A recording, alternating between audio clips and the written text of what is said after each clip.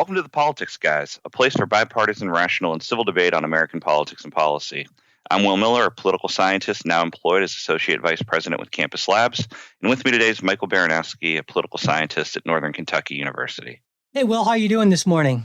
I'm doing well, Mike. How are you doing? Well, it's a big day for me because it is the birthday, as we record this, of my all-time favorite president, Theodore Roosevelt. Born this day in 1858. I always celebrate it. That's awesome.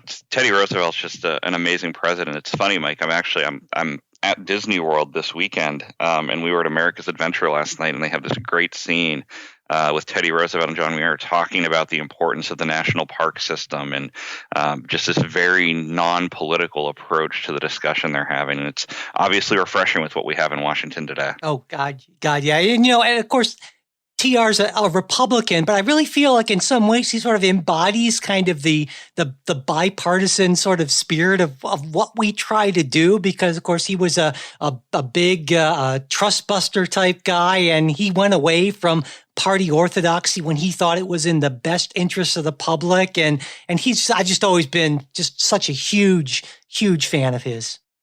Totally agree. And on the political side and even on the personal side, I mean, it's funny with the stuff we're talking about this week, but I would have loved to have seen Teddy's reaction to somebody sending him a mail bomb or finding out that there's a group of people marching towards his border. So when I picture Teddy, eating the mail bomb or something and standing at the border himself, it's just, he has such a persona and such a strength about his presidency. Yeah. The listeners don't know. I still think that one story where he was giving a speech at one point, and somebody actually shot him, and he just kept on, and he finished actually giving his speech after having been shot. Which is, and if that isn't just sort of a quintessential TR, I don't know what is. But anyway, happy birthday, Teddy, wherever you are. Before we get started, Will, there are a couple things I wanted to mention, if that's okay.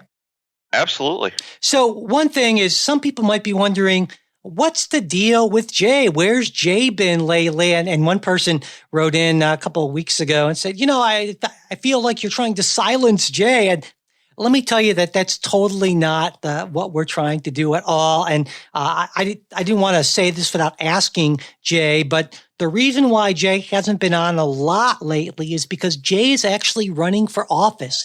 He's running for state representative in Ohio.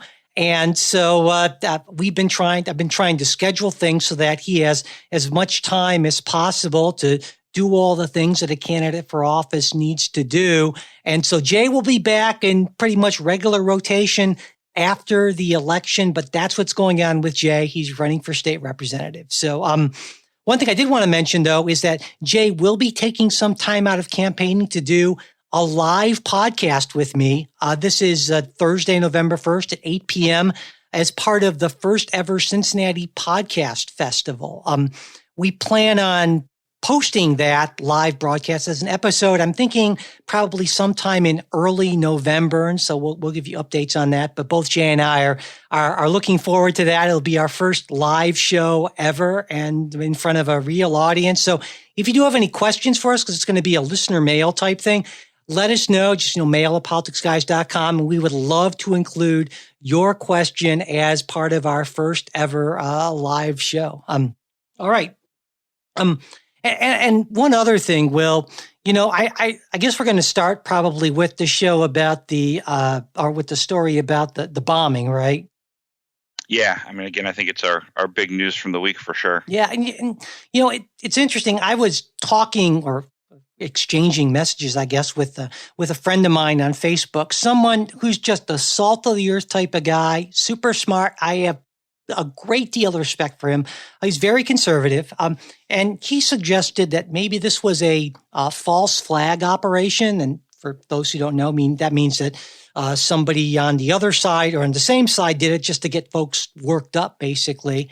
And when I asked him why he would think that, he said, well, it's because he didn't believe that conservatives really engaged in any sort of violent rhetoric, not to mention outright violence. And I mean, wow, I was sort of stunned by that, and it made me think about, this whole idea of filter bubbles. And you're familiar with filter bubbles, I'm sure, Will.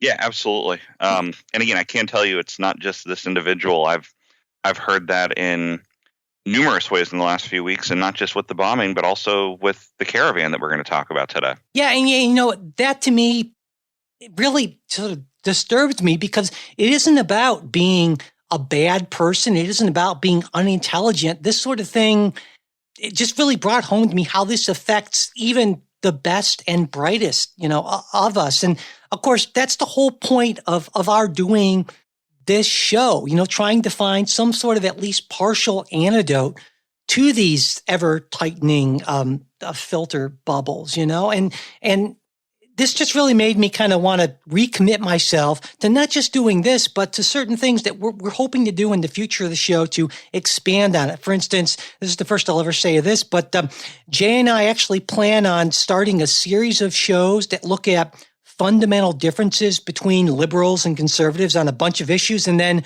turning that into a book, sort of a politics guys, the book. We've been talking to some publishers about this, and it seems like it's actually could be a viable idea, and we're both really excited about that.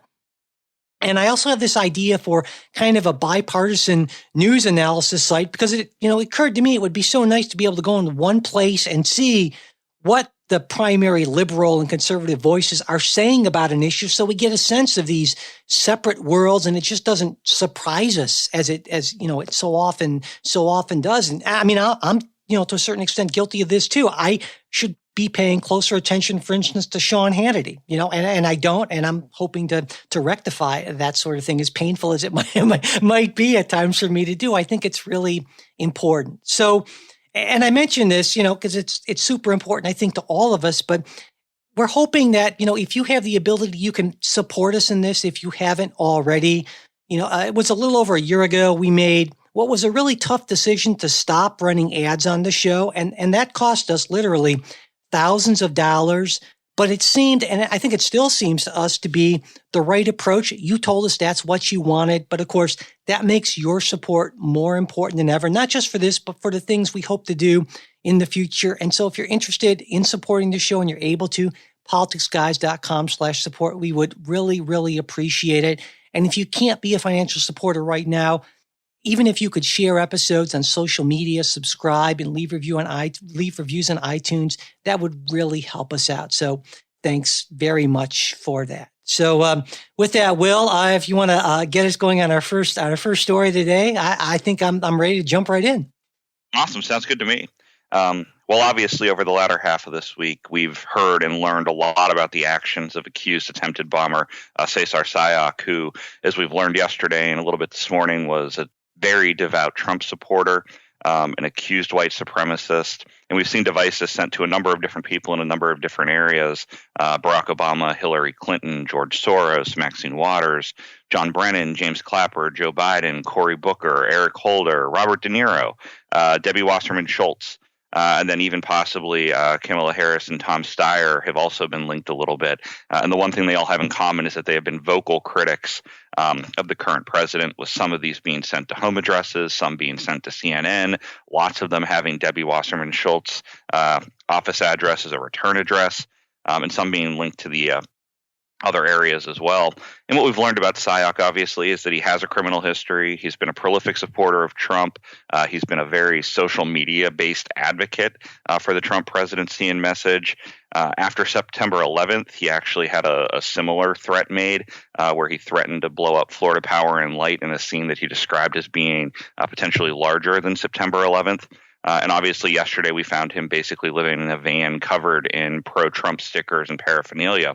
And in response, we've seen President Trump send some pretty mixed messages. Obviously, yesterday at the White House, he stated that the terrorizing acts were despicable. They have no place in the country. They can't allow political violence to take root in America. But then at the same time, at a rally last night, he talked about the fact that the media has a major role to play in what's occurred and why it's occurred. And obviously, with all of these things happening this week, we've seen political divisions and polarization prominently showing up in both the analyses and discussions we've seen. And we've also seen discussions about what potential impact it could have on the upcoming elections, which ties perfectly back into the point you raised right before we started this story. So, Mike, let's start with the big picture. What's your reaction to the events for the week? Well, I mean, obviously, it's just hugely It's an awful thing. I'm just thankful that none of these bombs actually went off and no one was hurt, certainly. But to me, it's just sort of symptomatic of what's happened in our political culture. This idea that politics has become literally, in some instances, a blood sport, and that there are people who will go to these extremes, and I want to be careful. I don't want to. I think this sort of engaging in the blame game sort of thing. I mean, clearly this is a disturbed individual. I think that's fair to say, but obviously people are triggered by certain things. And I certainly agree with President Trump and is saying that the media has, a certain responsibility to bear. But I also find it deeply ironic that Donald Trump, who is calling for more civility. And Donald Trump blames everyone but himself. And, of course, to a certain extent, that's what all political figures do. But Donald Trump, maybe more than others, a man who has on occasion, called the media the enemy of the people, who has, demonized various figures. And for him to say that we should stop treating our opponents as morally defective, I think, does he listen to himself? And the answer, I think, to me is that, no, I don't think so. I don't think that he sees a disconnect here. I think that when he's in the moment, he believes the things that he is saying, which to me is maybe even more disturbing than if he's doing this from political calculation. But I think he's right. The media is part of the problem. Absolutely. But he needs to take some responsibility too, because he's part of the problem too. But then again, he's also symptomatic of a much greater sort of coarsening and of our sort of political debate, I think, in this country. Yeah, I mean, I want to completely agree. First of all, with the fact that when we look at Sayok here, we obviously have somebody who has problems in lots of different ways. And again, it's funny to me that we have him now. We found it off of a fingerprint and DNA left on 2 devices. The FBI obviously did an amazing job tracking him down. The Secret Service. And the U.S. Postal Service did a great job of figuring out what these packages were. Even at this point, if we don't know for sure, they even would have been successfully detonated at any point. The underlying message is there by the fact that Sayok included pictures of these individuals with red X's over them in the actual pipe bomb packaging. But to your point, I mean, what gets me is it definitely puts into focus. I think your use of the term a blood sport is perfect, Mike, because it definitely shows that we've hit a point where for some individuals, this is more than rhetoric. And I think at the end of the day, one thing with President Trump, if you talk to him even about the things he tweets, I think even in his mind as he's tweeting it, he means what he says, but I think he still sees it as rhetoric. I don't think Donald Trump sees himself calling an army of pipe bombers to action in his defense to take out his enemies. And I think what surprised me yesterday wasn't just the tone that Trump took in that release, but the speed and efficiency with which it came out, which means he didn't get caught up in the bureaucracy. He didn't get caught up in an inner fight about the wording of that message. And he did want to have that put forward. Even when there have been other things where, the outside world or Democrats or liberals may have expected that an immediate message would be forthcoming, he's put the brakes on. Yesterday, there were no brakes on that release. Now, granted, there was a tone change between going from we can't have this to it's the media's fault in front of his supporters. But there's a difference between it's the media's fault and I want you to send bombs to CNN. Sure. Yeah, absolutely. But, and I think people, when this sort of thing happens, people want some sort of response and wonder, if things can change, how things can change. And I think it's just, it would be great if the tone would change, starting from the president on down. But I don't think that's realistic for that to happen. I mean, Donald Trump is who he is, and the media is driven by the imperatives that they're driven by, and none of that's going to change. And this is, to me, what's the most sort of the disturbing and depressing, disheartening thing about this whole thing is I don't see this getting any better. Yeah, I'd agree. And I think even in all honesty, as we think about, the Trump approach to politics, the Trump approach to his presidency, I don't think he's going to stop laying blame on individuals or offices or groups that he thinks are to blame. I do think for the next few weeks, we might see Donald Trump not calling out people directly by name, just kind of thinking about this, but I don't think that will last for long either. And in all honesty, it's one from, Trump's angle where I'm going to assume that he doesn't feel a whole lot of responsibility for this because, to your perfect point, I mean, he was elected as part of a split that already existed within this country. It's not like Trump found himself here and now all of a sudden citizens have these attitudes that they didn't have previously. I think what we have instead is citizens feel comfortable saying some things and thinking some things that maybe they weren't sure was politically or socially appropriate previously. But I think what we have to figure out is how do we draw the line between it's okay for me to get on Twitter and say some of these things versus turning that into creating an IED, putting it in the mail with Debbie Wasserman Schultz as the return address, and then waiting to see what happens. Yeah. And, and I would argue that just the nature of the way we communicate makes it so much easier to demonize and dehumanize people. And most of us, while that certainly may anger us and affect us, most of us have whatever mental stability is in place to not step over that line. But there are a not insignificant number of people who, for various reasons, don't have that, and that does push them over the line, like this guy, unfortunately. Yeah, I think that's what comes to the question is, and I think we'll learn more about him as we obviously go through the legal process. But, for me, there is the question right now of was it mental capacity or was this a guy just looking to get some attention for something he believes in? Yeah. And I only say that because, again, with, their preliminary analyses at this point, but just looking at the packages, looking at, Schultz's name being misspelled, I mean, it doesn't look like this guy was really trying to hide this very well. And again, I think Secret Service and I think U.S. Postal Service did a great job of detecting these. But looking at the packaging, it also doesn't look like they would have been the most difficult things to see that something was a little off. So this wasn't a highly skilled, smart bomber, which I think for the country's sake right now, we're very fortunate that that's the case. Because if this had been somebody who wanted to do damage, who knows what we'd be talking about today. So I guess my question too, Mike, on this is, how do you think this is going to impact things in the next 2 weeks? I hate taking a potentially life-threatening scenario for a lot of people and talking about the electoral consequences, but do you think this is going to spark anybody to think differently going into midterms, to, maybe even convince some folks to vote that weren't going to vote? Do you think there's going to be any impact there?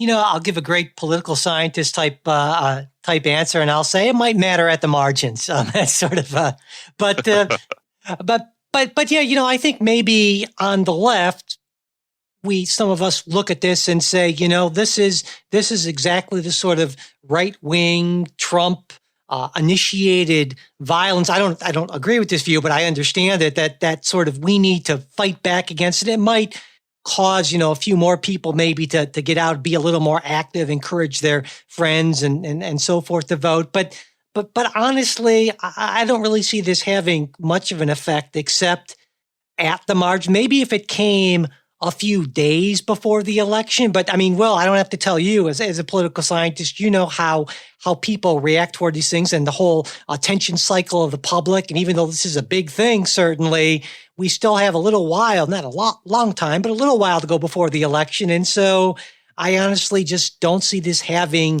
that much of an impact. What do you think? Yeah, I'd agree. I don't think it's going to have a huge impact. And I think that will continue. I think the only thing on my end that could really have a strong impact here potentially, or a stronger impact, would be if the media or some of the anti-Trump groups came out and really tried to center in on Trump being the cause and the problem. Because I think in that case, you could see some Trump supporters or some moderates who aren't thrilled with Trump but still find themselves being Republicans, kind of embracing him and sheltering him. And one way to do that right now, actionably, would be voting for Republicans. So I think the media and I think liberals and Democrats would be very smart to try to not focus all of the blame in on one person when we know that this is obviously a much larger issue in society. Yeah, most definitely. Let's move on to our second story, which is the Central American Caravan. And as we talk today, a huge procession of Central Americans is walking through Mexico, defying President Trump, not really facing a whole lot of resistance from the Mexican authorities. And while it's still more than 1,000 miles away from U.S. territory, And there's still, a lot of ground to cover. If they managed 15 miles per day, they'd be looking at possibly 2 months before they hit the United States.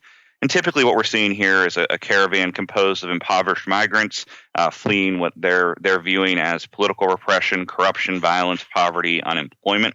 And we know that Trump obviously is not happy about these folks making their way towards the U.S. border. And there's even a plan under consideration at the White House today looking at using the president's executive powers to deny entry to Central Americans and one step further, restrict or suspend the ability to seek asylum in general, which is probably going to look a whole lot like the travel ban in 2017. And Trump's obviously tied this back to national security issues. And with the UN looking at this, they're saying there's more than 7,000 people that have joined when it started with 160 people roughly in Honduras.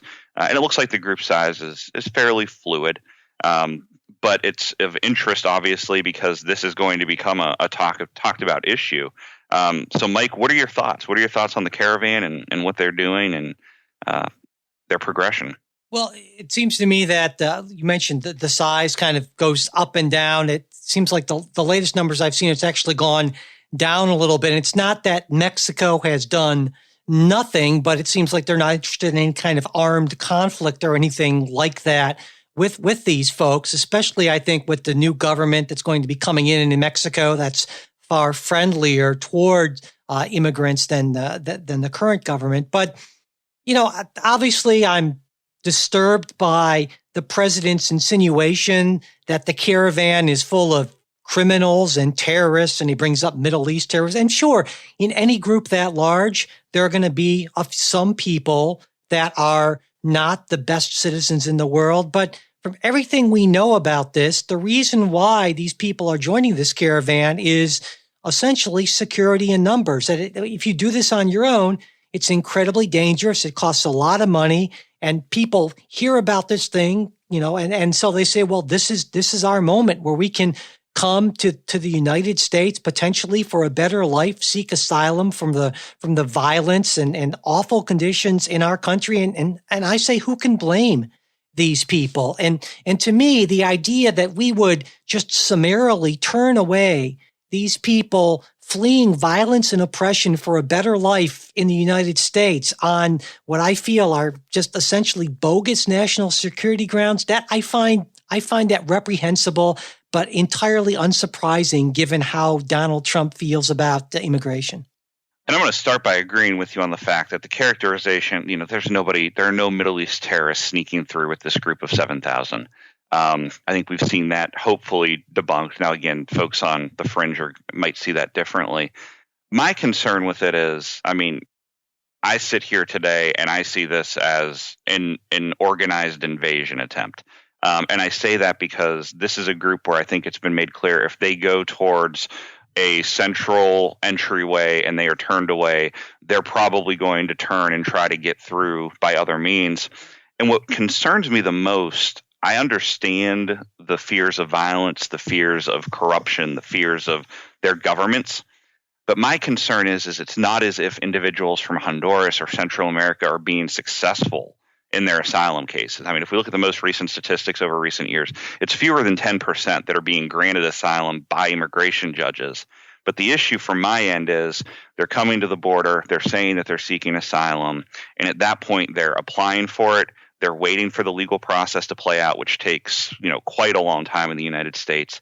And that's become a very innovative way for some of these impoverished migrants from other countries to get to the United States, to live in the United States for a few years, even knowing that they're going to end up getting sent home. And I think that's a policy problem we have today because, I'm with you, Mike. I don't think Donald Trump saying the border is closed to Central America and we're not allowing asylum claims to be filed is the answer.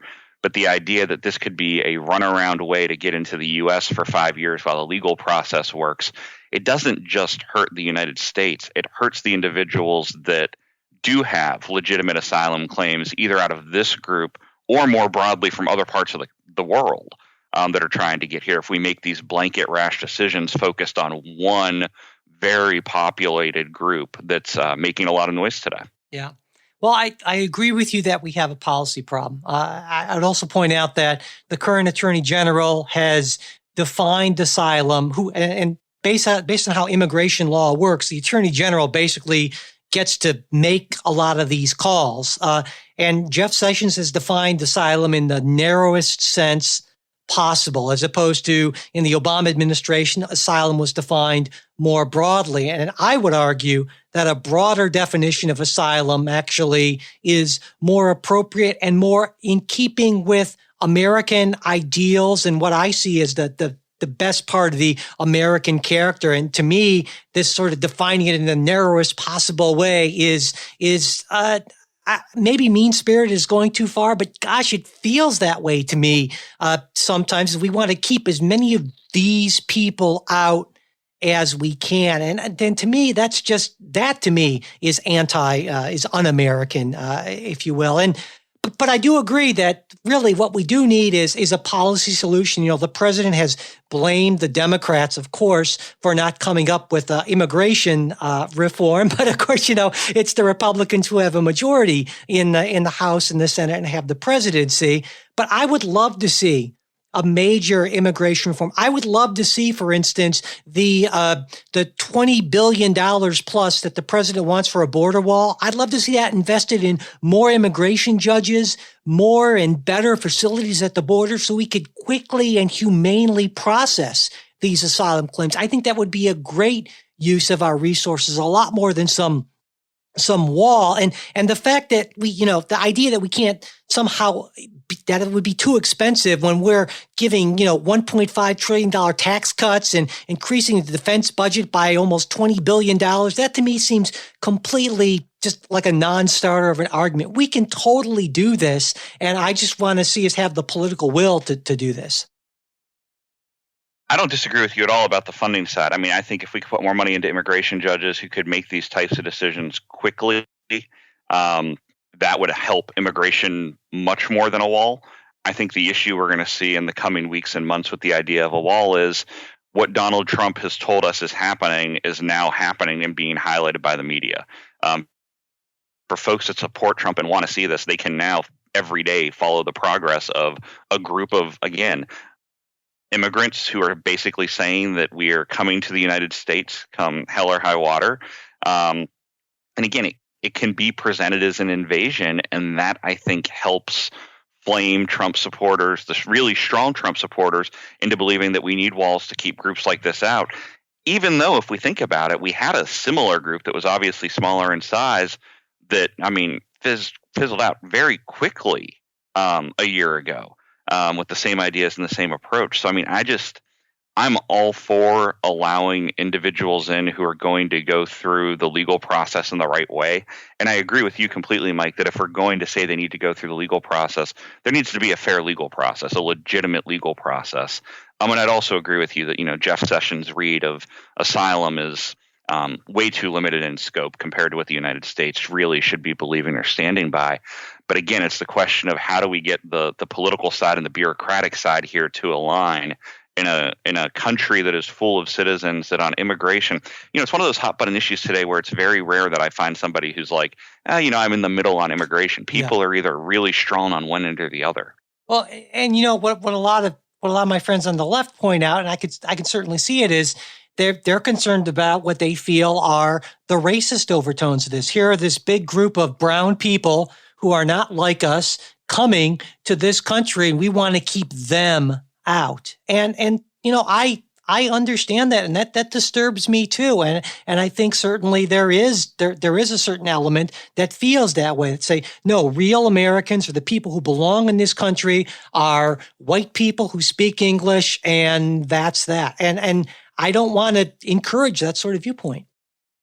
I do agree with that, and I do think that's from an interest standpoint, I would be curious to know what the reaction in this country would be if we had 7,000 people from Calgary marching south. Exactly. Or if we had 7,000 people from Norway that had been bussed over and were walking north. Do we have this same conversation or not? And on the right, the area I always get caught up on with immigration, to some degree, is it's not like these 7,000 folks are coming over here and they're going to steal your middle class job typically. they're going to come and fill jobs that we're having a difficult time filling in America today. And I think that's just something that we get lost on is, I mean, in terms of in the South, we've seen impacts from some of Trump's immigration stances in terms of, farm help capabilities and what we're seeing in seasonal workers. So there is a bigger picture here as opposed to, there are 7,000 thugs walking across a border who are here to destroy the United States of America from Texas moving north.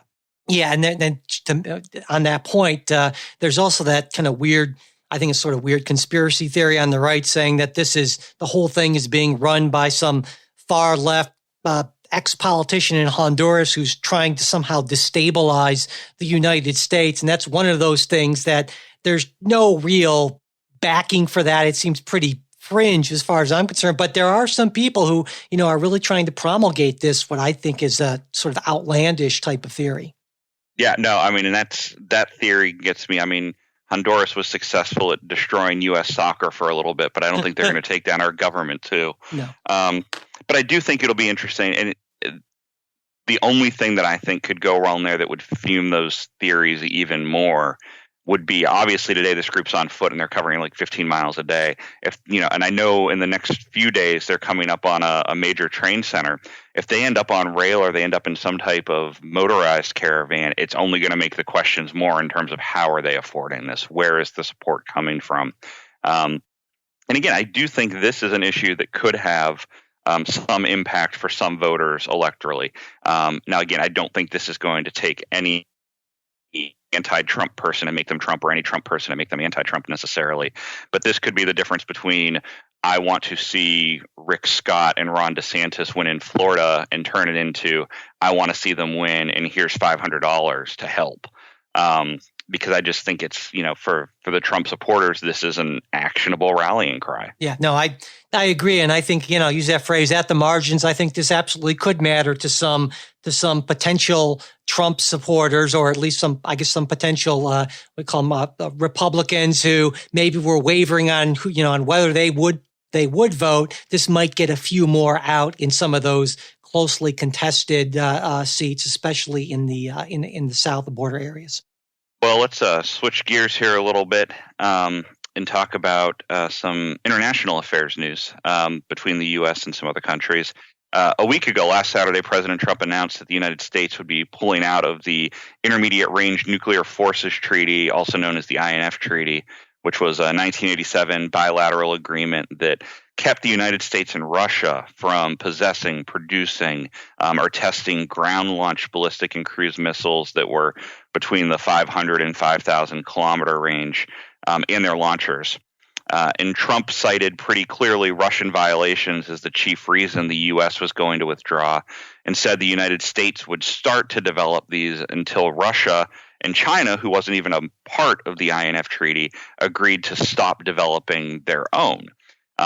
Ironically here, or maybe it's not ironic anymore, prior to Trump's announcement, White House officials had said no decision had been made whatsoever. And immediately after, John Bolton has to go to Russia to start kind of walking through why we did this and what they'd done. And as we'd expect, Russia and China are not happy about this. They've reacted quite negatively. The Chinese Foreign Ministry came out and more or less said that unilateral withdrawal would have a multitude of negative effects, which obviously, again, kind of ironic seeing that they weren't a member of the treaty anyways. And Russia has criticized the decision, ultimately saying that what Trump is doing is political blackmail. So again, this was kind of a Cold War area, U.S.-Soviet Union attempt. But what do you think about the decision to withdraw, Mike? Why do you think Trump's doing this? Well, this is every once in a while, I find myself in the weird position of sort of thinking that the Trump decision was the right decision. And in this case, I think that on balance, the argument for withdrawing might actually be a little bit stronger. And here's my reasoning. It seems to me, based on the evidence we have, to be fairly clear that Russia is, in fact, in violation. Both the U.S. and NATO have concluded this, and Russia has basically offered up no evidence to sort of to push back against this. It seems like they have this missile system, SSC-X8, I think NATO calls it, and it is in violation of it. And so we got to ask, well, what are the costs of withdrawing? Well, I think the big cost has nothing to do with Russia, but has to do with China, because this treaty applies not just to nuclear weapons, but to any missiles, whether they're nuclear or conventional. And it turns out that China has gone big into these kind of medium range conventional missiles as part of their defense strategy in their area of the world. And we're kind of stymied in being able to counter that. Now we can with sea launched and other things, but they're a lot more expensive. And so essentially we're stuck because this treaty only stops us from developing these things. China certainly can, and Russia seems to be perfectly fine with just flaunting the treaty. And so this is a case where I think, well, yeah, if it means that we're having a harder time countering a potential Chinese threat, and I think in the long term that's the bigger threat. And if Russia isn't abiding by the treaty anyway, well, I think you can make a pretty good case, actually. My only real concern is, or my main concern is the spillover to the New START Treaty. And the New START Treaty is on longer range strategic nuclear weapons. That was signed back in 2010. It has an expiration date, I believe, of 2021, and there have been talks to extend that.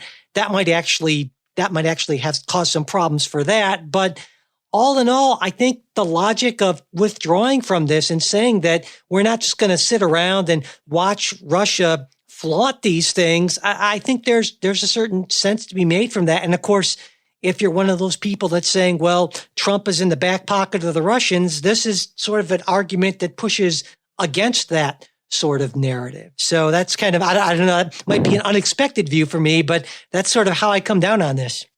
Yeah, and I don't think it's an unexpected view from my side. And the last point you made is one of the biggest for me, is that for folks that say Trump is Putin's puppet, this is clear evidence that that is not the case. Because this is definitely, I think this ties into Trump's statements this week about being a nationalist and looking out for U.S. interests. There's no part of being part of a treaty when the two countries that it most directly relates to, in this case for us, Russia and China, are not following at all. China was never a member.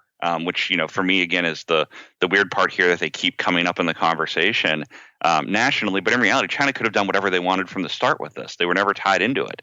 And the Russians have not followed this forever. And for me, what this leads to is the bigger conversation about, are we hitting a point in terms of international diplomacy? And I think this could have been true pre-Trump. I don't think this is a Trump-based change where treaties are nothing more than lip service, where we're signing these things, we're having proclamations, we're having big public displays of we're not going to do this, we're going to do this. But in reality, every single person signing it has their fingers crossed saying, yeah, we're really probably still going to do most of these things, but we're just going to do it more behind, the shadows of darkness instead of transparently out for the public to see. Because that's clearly what Russia's been doing. Well, yeah, I really think that Russia more and more has become sort of a gangster type of state.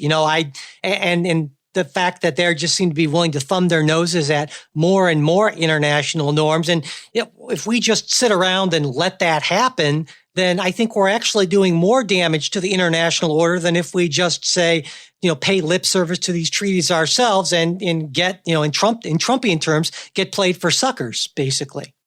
Yeah, and again, I think you're right on Russia. I mean, it goes even a step further for me with Russia being the gangsters in these situations, because it's not even that they're signing things knowing that they're not going to follow them. They're bringing other groups together, forcing them to sign, knowing that when they sign, they're not actually going to do it. Yeah.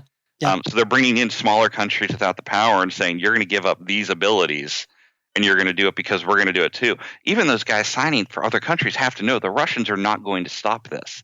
And from the U.S. angle, strategically, I mean, from a missile perspective, if we think about, the China threat, we have enough allies throughout that region that this is the perfect range missile that we need to be thinking about. And now that we can do that without fearing being in violation of this treaty or the public being against us acting against a treaty that we've signed, because there's no doubt in my mind in 1987, this was important from a de-escalation standpoint. Yeah, but today, if we can't have those truly intermediate range options towards the South Pacific, we're going to struggle.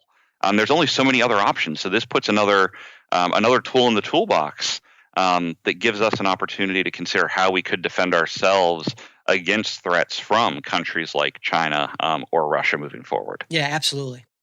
Then our last story for today is going to talk about voter suppression and focusing on what's happening in the state of Georgia. So on Thursday this week, a federal district judge in Georgia has formally blocked election officials from tossing out absentee ballots based on a voter's signature not exactly matching the signature that's on their voter registration card. And that final order was put in place that basically says that every signature mismatch should be perceived as a provisional ballot for the time being. And this is all based off of a lawsuit by the ACLU on behalf of the Georgia Muslim Voter Project. Ironically, going against Georgia Secretary of State Brian Kemp, who's also running for governor, and the county registrars. And their big push is that obviously just off of the signature mismatch, we're looking at a very subjective way of determining whether somebody is who they said they are. And the judge said that the disputed ballot should be held separate and apart from the other absentee ballots, and basically that elections officials should send voters a pre-rejection notice and have them have an opportunity to come in and resolve that particular issue. Her exact words were, the process should be done in good faith, is limited to confirming the identity of the absentee voter consistent with existing voter identification laws. But the concern they're having throughout the state is that with election ballots needing to be certified by November 12th and needing to be able to count these on November 6th, it's going to be tough to turn around time-wise, especially if the individuals that receive the pre-rejection notice are not quick and timely in their response.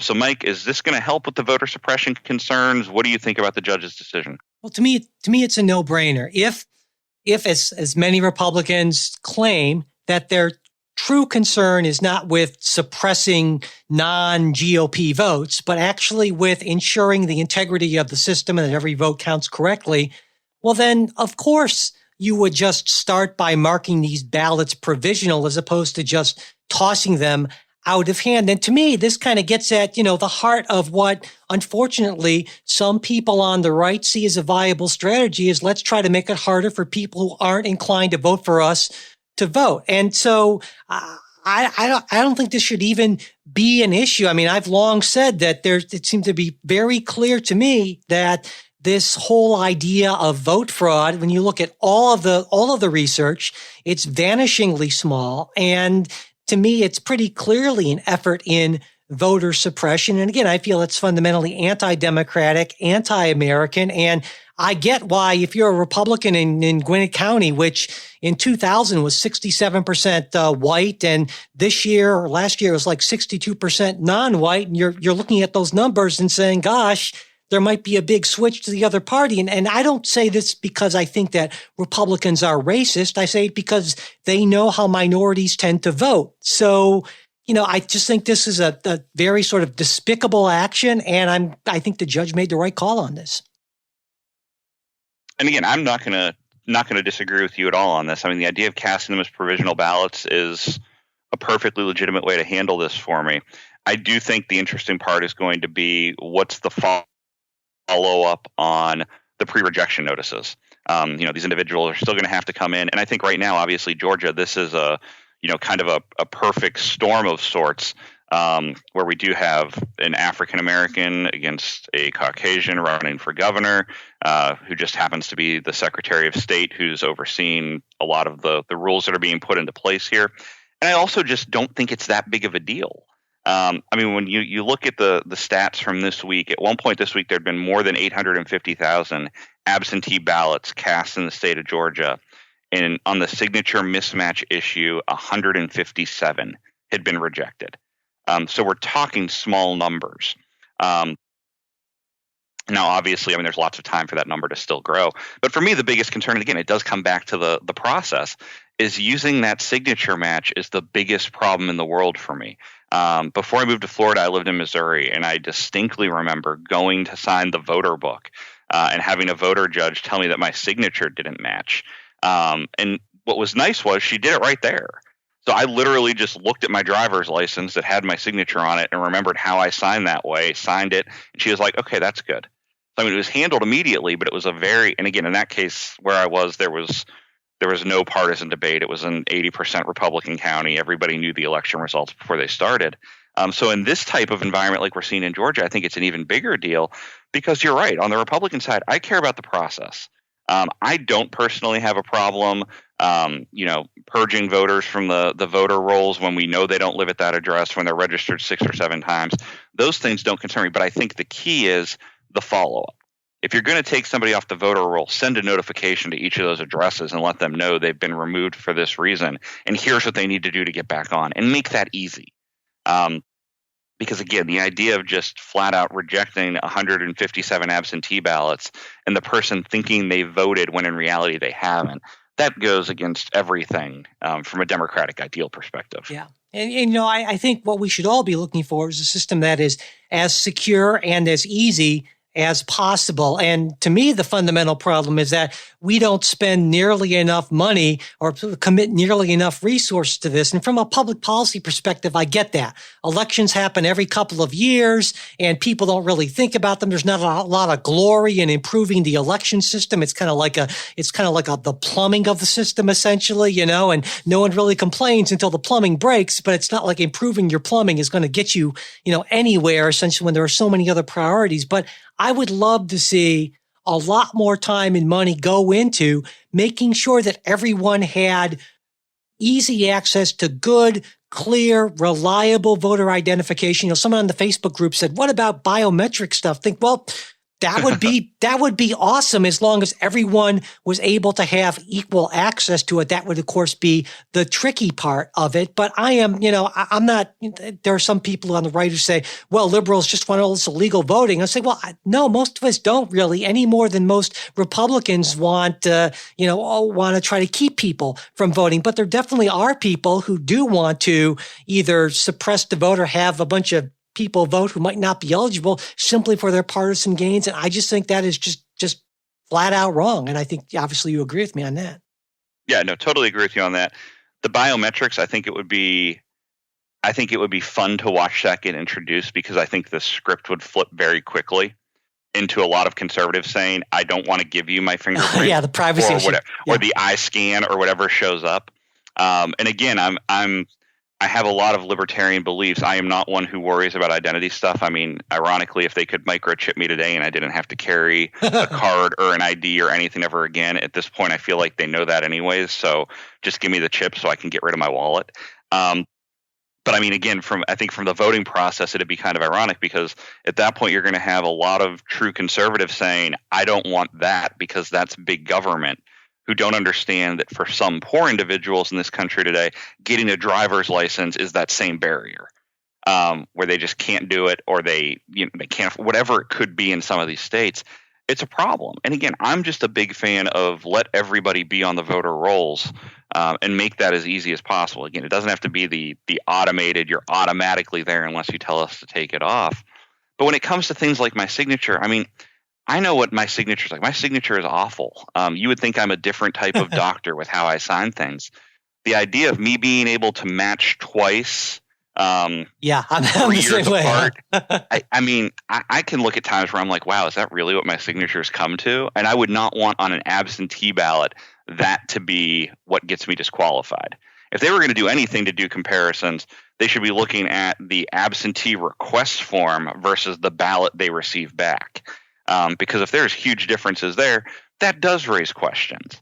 But hopefully within Georgia, what they're going to do, I mean, it's obviously going to be a lot of bureaucracy, though, trying to get these folks in. And the other question I have is, what are you going to do when, so let's say that I get one of these pre-rejection letters and I show up at my local registrar and I say, okay, well, that was me and let me sign. And by the way, I'd like to change my vote on this race on that ballot now that I'm here. Yeah. Because it opens that door to interacting with the ballot again, potentially. And what does that mean? And what does that open? Does that mean that I can now absentee vote, 5 times? It only counts on my most recent, but I've now driven my local board of elections nuts in the process. Again, that's not in the ruling, but I mean, I'm sure somebody's going to ask the question.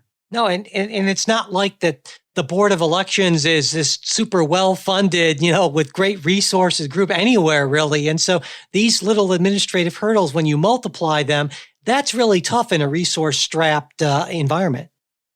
Absolutely. And especially, if you think about, and again, not even thinking about Gwinnett County, which, I think is going to be more well-resourced than some, but if you go into some of the the poorer areas or the more rural areas, I mean, these could be local volunteers, which again introduces a whole different variable to this in terms of the voting side, where, it's funny that we worry about the signatures matching. I mean, the woman who rejected my signature knows who I am. I walked into the room and she knew who I was by name. She lived 5 doors down, but she still had to, as the bureaucrat in that situation, reject my signature and have me sign again until I got it right, which felt ridiculous. And again, I was literally sitting there, I was like, can't I just scan my fingerprint and be done with this? But big picture, I mean, it just opens a lot of doors. And Mike, I think you're exactly right. This just gets ignored because the elections happen, so we don't worry about it. And we spend more time thinking about the voting technology than what gets you to the ballot box. We love new technology there, but not necessarily on the registration side. Well, I think that just about does it for us today, doesn't it, Will? Yes, it does. Well, a fun week. Yeah, well, but before we do go, I want to let everyone know that as soon as we're done recording this show, we're going to be doing our special supporters only exclusive show. And I think this week we're going to talk about, what is it? That big legislative accomplishment on opioids, a bipartisan thing that I don't think got nearly as much coverage as it should have. And Will, you wanted to talk about, was it polling on the 2018 elections, right?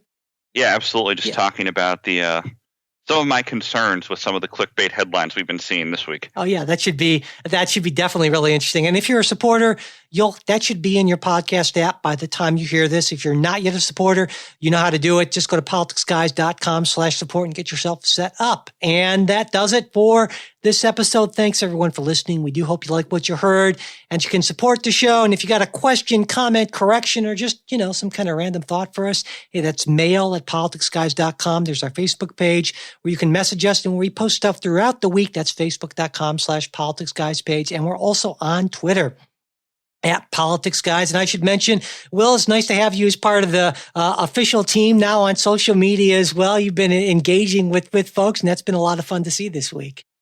And of course, the executive producer of the Politics Guys are Michael Baranowski, Jay Carson, Trey Orndorff, Will Miller, and Bruce Johnson. Today's show is produced by Michael Baranowski and Will Miller. We'll be back with a new show on Wednesday. We hope you'll join us.